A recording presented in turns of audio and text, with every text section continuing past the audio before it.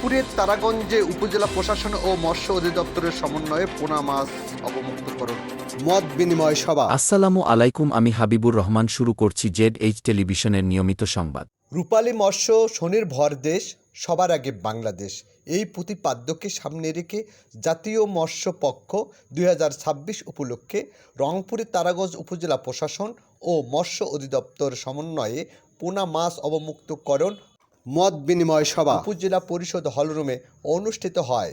তারাগঞ্জ উপজেলার নির্বাহী কর্মকর্তা মোনাব্বর হোসেনের সভাপতিত্বে প্রধান অতিথি হিসেবে উপস্থিত ছিলেন আইন বিচার ও সংসদ বিষয়ক মন্ত্রণালয় সম্পর্কিত স্থায়ী কমিটির সদস্য ব্যারিস্টার শাকিলা ফারজানা MP। উক্ত অনুষ্ঠানে উপস্থিত ছিলেন উপজেলা প্রশাসনিক কর্মকর্তাগণ, সাংবাদিক ও সুধীজনেরা। খুবই দুর্বিষহ অবস্থা, যেখানে 50 শয্যা বিশিষ্ট স্বাস্থ্য কমপ্লেক্স, সেখানে একটা অ্যাম্বুলেন্স নাই, ভালো প্রপার ট্রিটমেন্ট নিতে পারছে না, ডাক্তারদের অনুপস্থিতি, এটা আমাদের সবচেয়ে ইম্পর্টেন্ট স্বাস্থ্য সেবা। সে খাতটাতেই আমরা দেখছি এটা ছোটখাটো কিছু কাজ আমি করতে পারবো ইনশাআল্লাহ।